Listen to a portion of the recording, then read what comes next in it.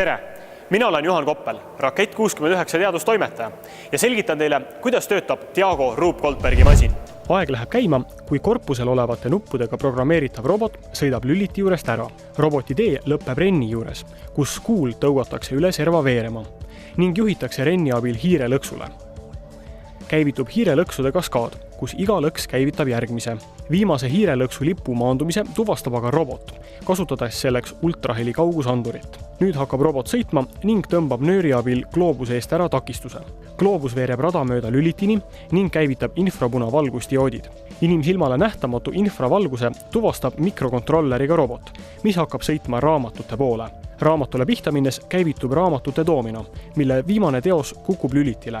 Lüliti käivitab mootori, mis hakkab kerima juhtpuldi nuppu. See aga käivitab mängurongi veduri, mis hakkab nüüd mööda rööpaid täiskiirusel sõitma.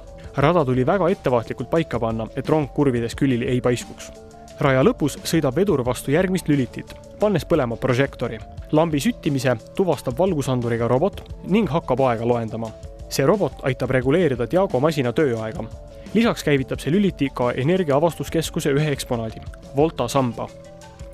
Kui programm on lõpule jõudnud, vajutab robot lülitile ja paneb seega tööle toiteploki. Vooluallikas laseb tugeva elektrivoolu läbi takisti, mis kuumeneb üle ja sütib põlema, kuid selle käigus põletab see katki ka nööri, mis hoiab laseri eest takistust. Kui plaat on laserkiire teelt ära kukkunud, jõuab kiir põrandal oleva robotini.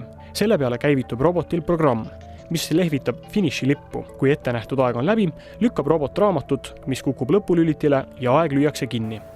Ja täpselt nii võimsalt töötaski Diago Ruup-Goldbergi masin.